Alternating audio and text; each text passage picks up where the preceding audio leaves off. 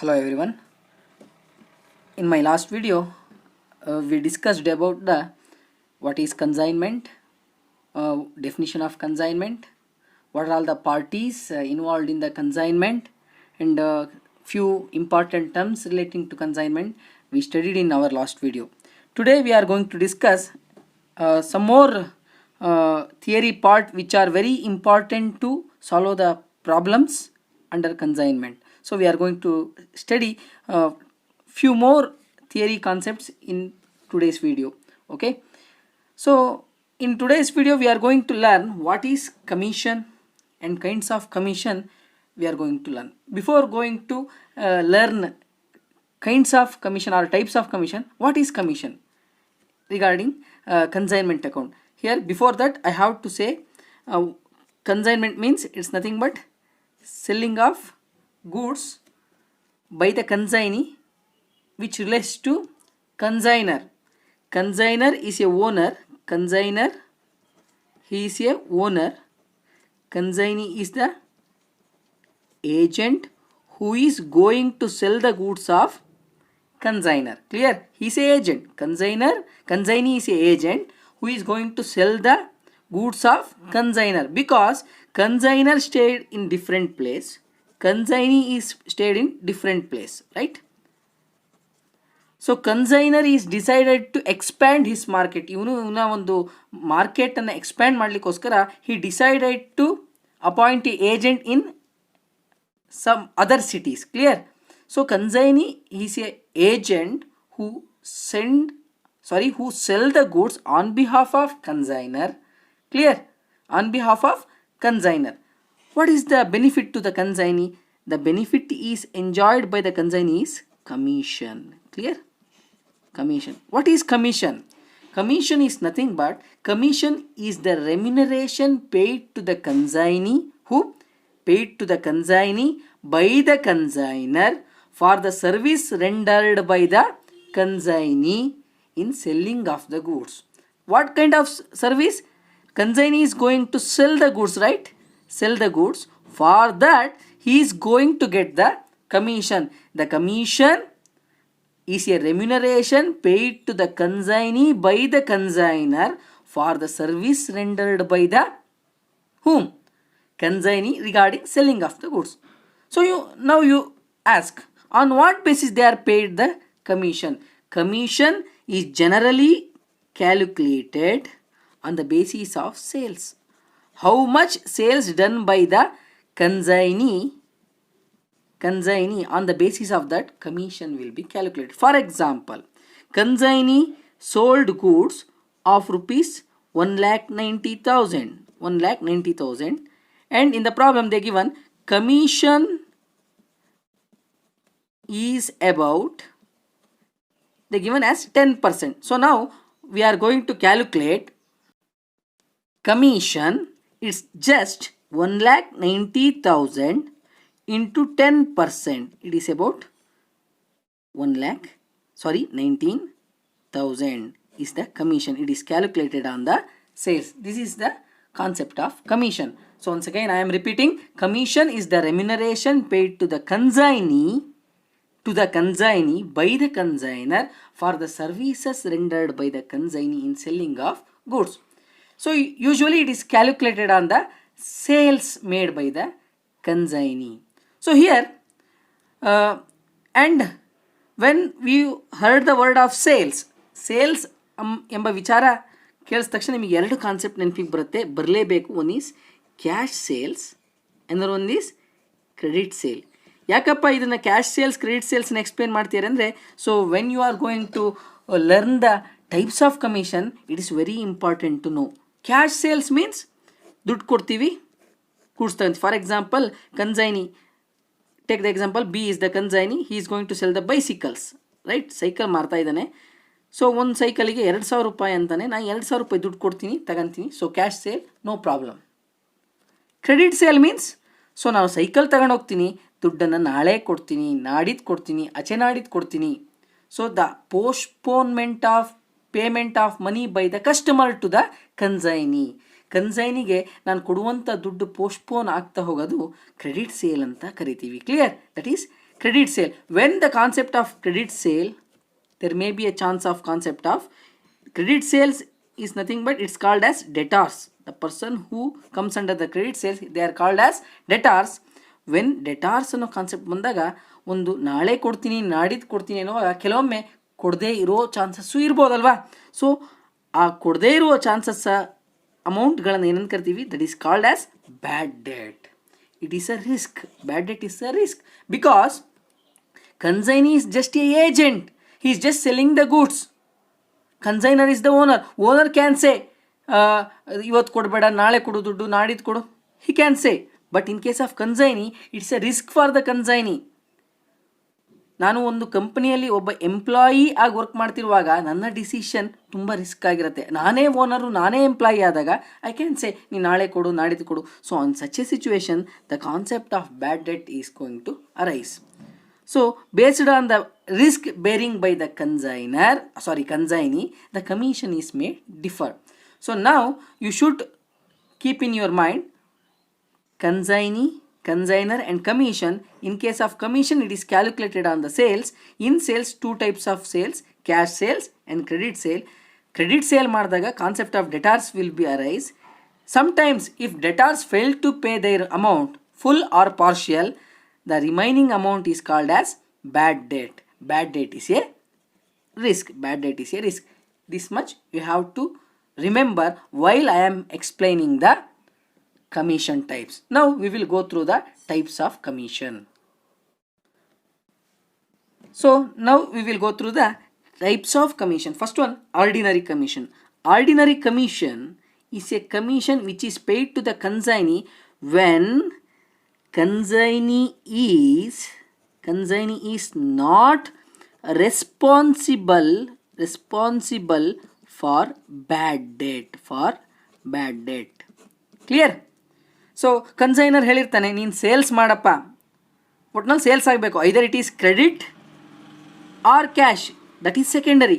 Cash sale ಆರು ಮಾಡು, credit sale ಆರು ಮಾಡು, ನಂಗೆ ಸಂಬಂಧ ಇಲ್ಲ, ನಂಗೆ ಸೇಲ್ಸ್ ಆಗಬೇಕು ಅಂದಾಗ when you go through the credit sale, sure there may be a chance of bad debt alva. When consignee is not responsible for bearing the risk of bad debt is a risk, right? ಆ ರಿಸ್ಕನ್ನು ಬೇರ್ ಮಾಡಲಿಕ್ಕೆ consignee ready ಇದ್ದಾಗ, ಕನ್ಸೈನಿಗೆ ಆ risk ಸಂಬಂಧಪಟ್ಟಿರದೇ ಇದ್ದಾಗ, what he is going to get the commission is called ordinary commission. The commission which is paid to the consignee when he is not responsible for any bad debt. For example, A is a consignee, B is the customer. He purchased bicycle from A shop. consignee ಶಾಪಲ್ಲಿ ತಗೊಂತಾನೆ. 1500 ರೂಪಾಯಿ bicycle rate ಆದರೆ 750 ರೂಪಾಯಿ ನನ್ನ ಹತ್ರ cash ಇದೆ, 750 ಕೊಟ್ಟು ತಗೊಂಡು ಹೋಗ್ತೀನಿ, ಉಳಿದಿದ್ದು ನಾಳೆ ತಂದು ಕೊಡ್ತೀನಿ ಅಂತ ಹೇಳ್ತಾನೆ. ಎಷ್ಟು ಉಳಿದಿದ್ದು? Remaining is 750, right? When B is failed to pay this 750, it is lost to the consignee, right? Because he sold goods, but 750 is a bad debt which is not, if consignee ಅಥವಾ A is not paid, ಅವನು ಬೇರ್ ಮಾಡಲಿಲ್ಲ ಅಂದರೆ he is going to get only ordinary commission. Usually these kind of risk will be bear by the consigner. ಯಾವಾಗ consignor ಬೇರ್ ಮಾಡ್ತಾನೆ, consignee ಇಲ್ಲಿ A ಬೇರ್ ಮಾಡಲಿಲ್ಲ ಈ ಒಂದು ಲಾಸ್ ರಿಸ್ಕನ್ನು, ಬ್ಯಾಡ್ ಡೆಟ್ ರಿಸ್ಕನ್ನು, ಅವಾಗ ಕನ್ಸೈನಿಗೆ ಸಿಗುವಂಥ ಕಮಿಷನ್ ಆರ್ಡಿನರಿ ಕಮಿಷನ್. ಅರ್ಥ ಆಗ್ತಿದೆ ಅಲ್ವಾ? Consignee is going to get the commission when he is not responsible for bad debt. ಯಾವ ಬೇಸಿಸ್ ಮೇಲೆ ಕಂಡುಹಿಡಿತಾರಪ್ಪ? It is always calculated on sales ಮೇಲೆ ಕಂಡುಹಿಡ್ತಾರೆ.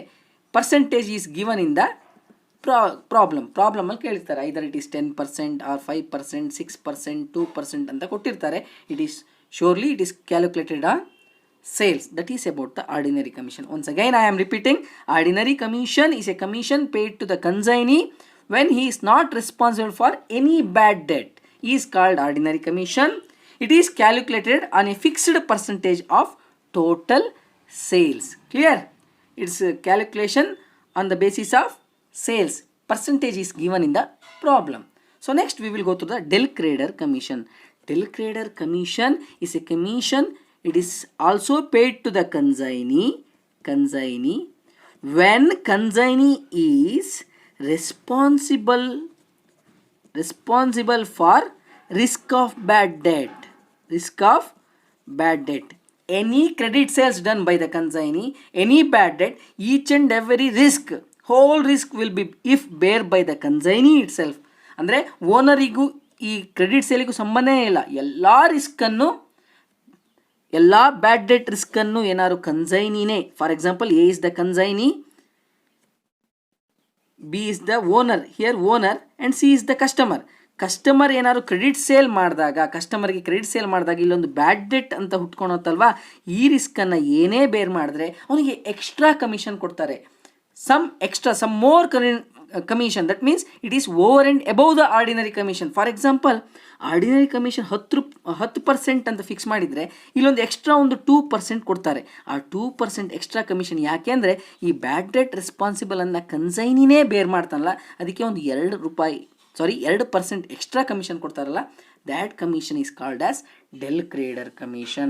Del creditor commission is a commission which is paid to the consignee when he is going to bear the extra responsibility regarding bad debt. That is called del creditor commission.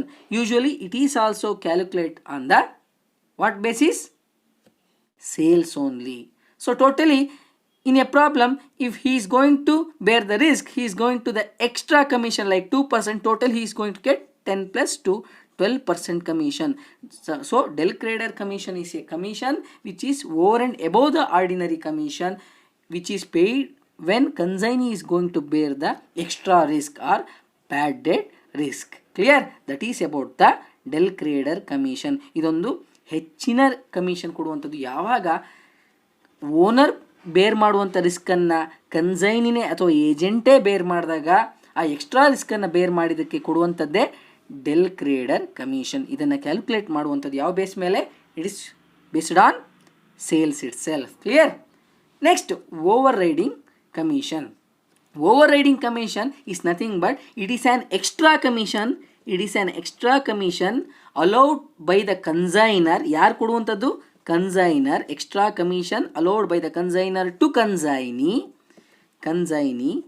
for motivating the consignee. ಕನ್ಸೈನಿನ motivate ಮಾಡುವಂಥದ್ದು ಯಾವುದಕ್ಕೆ? To promote sales in a higher price than the specified price. For example, the maximum retail price is 100 rupees for a product. Clear? Maximum retail price. Usually company is going to, it is maximum retail price ಅಂದರೆ ಇದಕ್ಕಿಂತ ಜಾಸ್ತಿ sale ಮಾಡಲಿಕ್ಕಿಲ್ಲ ಅಂತ. Sometimes if consignee is going to do the aggressive sale means he is going to do more sales of product whichever is more than the specified price. For example, 100 ರೂಪಾಯಿಗಿಂತ 110 ರೂಪಾಯಿಗೆ sale ಮಾಡ್ತಾ ಇದ್ದಾನೆ ಅಂದರೆ ಆ ರೀತಿ ಮಾಡಿದಾಗ ಯಾರಿಗೆ ಪ್ರಾಫಿಟ್ ಆಗುತ್ತೆ? ಅಫ್ಕೋರ್ಸ್ ಕನ್ಸೈನರಿಗೆ ಪ್ರಾಫಿಟ್ ಆಗುತ್ತಲ್ವಾ. ಸೊ ಅಂಥ ಸೇಲನ್ನು ಜಾಸ್ತಿ ಮಾಡಿದ್ರೆ consignor is going to pay extra commission, that is called overriding commission. Clear? So ಯಾಕಪ್ಪ ಇಷ್ಟೊಂದೆಲ್ಲ ಓವರ್ ರೈಡಿಂಗ್ ಕಮಿಷನ್ ಕೊಡ್ತಾನೆ consignor? So when consignor or a owner, he started to sell a new product into the market. ಅವಾಗ extra effort ಬೇಕಾಗತ್ತೆ, hard work ಬೇಕಾಗತ್ತೆ. Clear? ಅಂಥ ಸಂದರ್ಭದಲ್ಲಿ ಈ ರೀತಿ ಒಂದು ಪ್ರಮೋಷನ್ ಆ್ಯಕ್ಟಿವಿಟೀಸನ್ನು, ಒಂದು ಆಫರ್ಗಳನ್ನು ಕನ್ಸೈನಿಗೆ ಕೊಟ್ಟಾಗ consignee he will put extra effort, hard work to sell the product. Clear? So ಯಾವಾಗ ಜಾಸ್ತಿ ಹಾರ್ಡ್ ವರ್ಕ್ ಮಾಡಿದಾಗ ಜಾಸ್ತಿ ಸೇಲ್ ಆಗುತ್ತೆ. ಸೊ ಜಾಸ್ತಿ ರೇಟಿಗೆ ಪ್ರಾಡಕ್ಟನ್ನು ಸೇಲ್ ಮಾಡಿದಾಗ ಪ್ರಾಫಿಟ್ ಯಾರು ಜಾಸ್ತಿ ಎಂಜಾಯ್ ಮಾಡ್ತಾರೆ? ಕನ್ಸೈನರ್ ಎಂಜಾಯ್ ಮಾಡ್ತಾನೆ. ಸೊ ಅಂತಹ ಸಂದರ್ಭದಲ್ಲಿ ಕೊಡುವಂಥ ಕಮಿಷನನ್ನು ಓವರ್ ರೈಡಿಂಗ್ ಕಮಿಷನ್ ಅಂತಾರೆ. It is an extra commission allowed by the consignor to the consignee to promote sales higher price than the specified price which are given in the product. So ಇಲ್ಲಿ sale commission ಯಾವ base ಮೇಲೆ calculate ಮಾಡ್ತಾರಪ್ಪ? So it is calculated on actual price less overstated price. For example actual price 100 ರೂಪಾಯಿ ಆಗಿದೆ, ಓವರ್ಸ್ಟೇಟೆಡ್ price 110. ಈ 10 ರೂಪಾಯಿ ಮೇಲೆ ಕೊಡುವಂಥ ಕಮಿಷನನ್ನು ಏನಂತ ಕರಿತೀವಿ? It's nothing but what? Over riding commission. It is calculated on the extra effort put by the consignee towards selling the product. This is about the commission types: ordinary commission, del creditor commission, overriding commission. Overriding commission is a extra commission paid to the consignee by the consignor in order to promote the sales in a huge quantity more than the invoice price or the more than the specified price. That is about the what? Overriding commission. Del creditor commission andre it's nothing but when consignee is going to bear the responsible of bad debt, risk ಅನ್ನು ಬೇರ್ ಮಾಡಿದ ಕೊಡುವಂಥ extra commission ಅನ್ನ del creditor commission ಅಂತಾರೆ. Regarding ordinary commission, it is paid by the consignor to the consignee when he is not for the responsible of bad debt. He is a ordinary commission. It is calculated on total sales at a fixed percentage. Clear? That is ordinary commission. These are all the three types of commission. Okay, this is enough for today's video. So in future videos we are going to learn one more video we need to complete the theory concept under the consignment. Next we will go through the problem.